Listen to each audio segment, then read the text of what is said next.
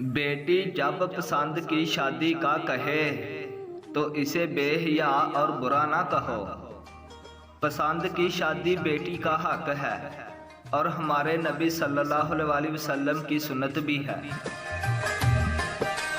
जो मर्द ये समझ ले कि औरत का दिल शीशे की तरह नाजुक होता है, वो हमेशा नरमी से पेश आएगा, क्योंकि औरत अच्छी हो या बुरी, बेवकूफ़ हो या अक्लमंद, काबू सिर्फ मोहब्बत और इज्जत से आती है। मर्द कभी मजबूर नहीं होता। जब वो मोहब्बत कर सकता है, लिबास उतरवा सकता है, तो फिर वो सबके सामने अपना भी सकता, निकाह भी कर सकता है। जब तुम्हें जिक्र इलाही सुनना अच्छा लगने लगे तो जान लो कि तुम्हें अल्लाह से और अल्लाह को तुमसे मोहब्बत हो गई है। औरत की तबीयत में एक अजीब तरह का तजाद है कि वो गरीब शोहर से पैसे मांगती है और पैसे वाले शोहर से प्यार मांगती है। जो शख्स तुम्हारे खून में से ना हो मगर फिर भी तुमको इज्जत दे और प्यार दे, तो बेशक वो तुम्हारे लिए बेहतरीन रिश्ता है।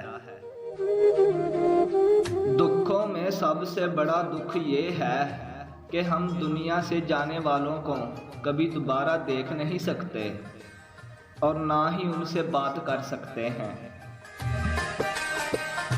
बेटी का फैसला अगर गलत हो जाए तो माफ़ी नहीं दी जाती, उसको ना माशरा माफ़ करता ना अपने। और अगर बेटी की ज़िंदगी में माँ बाप का फ़ैसला गलत हो जाए तो कहा जाता बेटी के नसीब।